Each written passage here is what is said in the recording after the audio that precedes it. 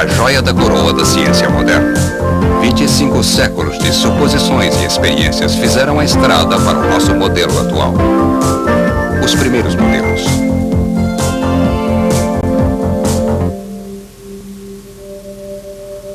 Não é surpreendente que nessa estrada encontramos marcos com os nomes dos mais brilhantes homens da história da física.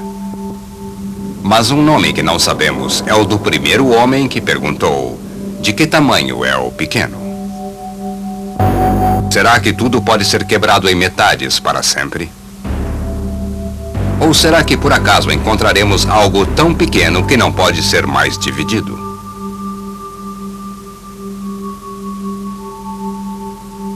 Esta pergunta se estende a toda a matéria que vemos à nossa volta. Infelizmente, a história não guardou o nome da primeira pessoa que fez esta pergunta tão profunda.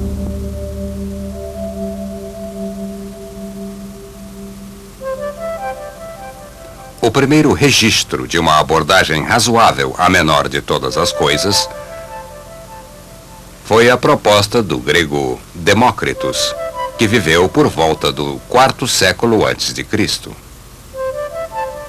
Demócritus propôs que todas as coisas que existem se compõem apenas de duas coisas: átomos e vácuo.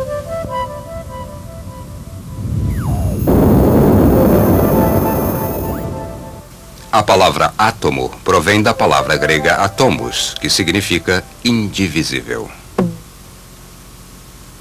Este conceito ficou conhecido como atomismo. Como será que essas ideias seriam vistas hoje? Toda a realidade é feita de partículas no espaço. Os átomos têm movimento. Os átomos são indivisíveis.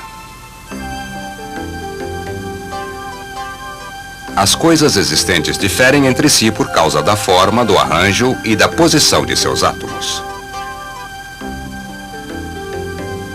Todos os eventos resultam da colisão dos átomos e, pelo menos em teoria, podem ser previstos.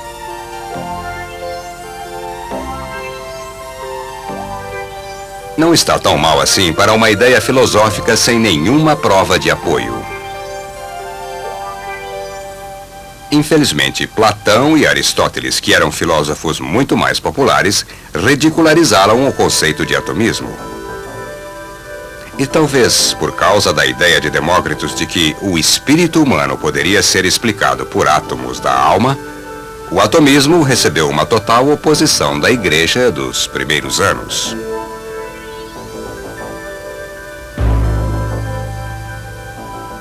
A busca pela compreensão da menor de todas as coisas permaneceu praticamente parada por quase 2000 anos.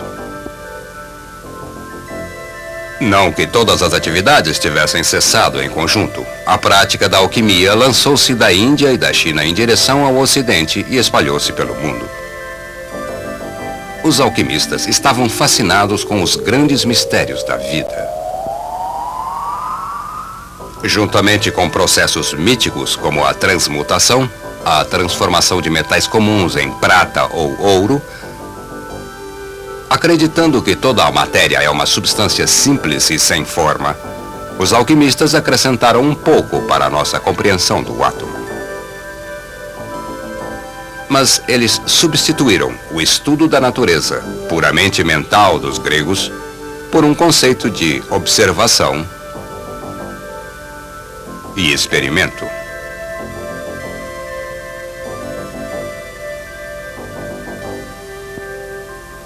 Os alquimistas, involuntariamente, descobriram um passo que levou dos ideais gregos de puro mentalismo para um método científico mais moderno para a investigação da menor de todas as coisas.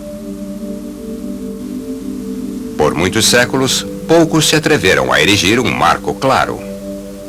Roger Bacon, 1214-1294, tentou demonstrar um sistema formal de conhecimento da natureza baseado firmemente na observação e na experimentação. Como muitos outros, Bacon foi intimidado pela religião ortodoxa e resolveu não publicar seus estudos. Mas, no reinado de Elizabeth I da Inglaterra, embora a experimentação ainda fosse uma blasfêmia, começava a se tornar atraente. Cientistas filosóficos são homens de inteligência aguda, mas sem o conhecimento atual ou fatos, eles resvalam do erro. William Gilbert respaldou suas opiniões com um livro de cuidadosos experimentos planejados que forneceu as bases da ciência magnética. Entre outras coisas, Gilbert demonstrou que vários materiais diferentes, quando atritados, têm a capacidade de atrair pequenas porções de matéria. Embora Gilbert não estivesse buscando a menor de todas as coisas, as forças que ele e outros observaram provariam ser fundamentais para a estrutura do átomo. Nicolau Cabel, em seguida, descobriu que a repulsão agia de forma similar. Em 1792, Benjamin Franklin executou sua famosa experiência de soltar papagaio e demonstrou que os raios eram eletricidade, o que ele acreditava ser um fluido. Ele chamou de um excesso de fluido positivo e uma deficiência negativa. Em 1785, Charles Augustin Coulomb estabeleceu a lei de Coulomb, segundo a qual, em parte, a força entre duas cargas elétricas varia inversamente ao quadrado da distância entre os seus centros.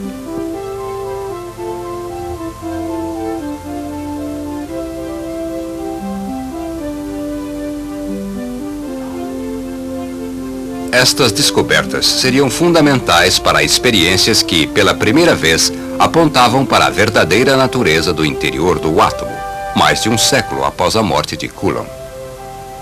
Apesar dos trabalhos destes investigadores pioneiros parecerem não apontar diretamente para a nossa compreensão do átomo, um mosaico complexo de conhecimento foi se desenvolvendo. A França nos forneceu as peças seguintes. Antoine Laurent Lavoisier formulou a lei da conservação da matéria. Lavoisier criou um dispositivo de combustão no qual gás hidrogênio e gás oxigênio eram colocados juntos numa câmara e incendiados por uma centelha elétrica para a formação de água. Em junho de 1783, ele demonstrou que a massa dos reagentes era igual à massa dos produtos. Suas experiências sugeriram que a matéria era concreta e mensurável, em vez de mágica, e simplesmente não desaparecia numa reação química. Finalmente, Joseph Proust propôs que a enorme variedade de compostos químicos era feita de alguns poucos tipos simples de matéria componente ou elementos. Estes elementos, combinados em proporções constantes, formavam o composto determinado. Esta lei das proporções constantes, juntamente com a lei da conservação da matéria, levam ao trabalho deste homem, o químico inglês John Dalton.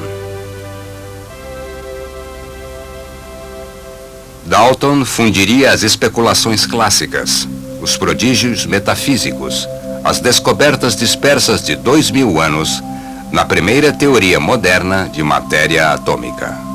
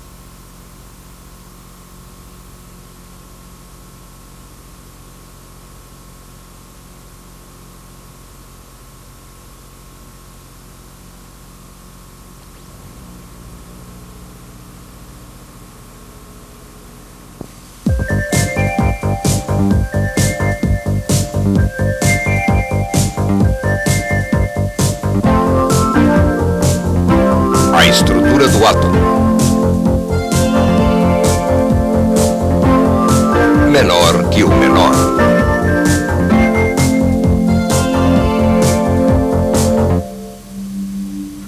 Poucos dentre os pioneiros na pesquisa do átomo estavam verdadeiramente em busca da menor de todas as coisas.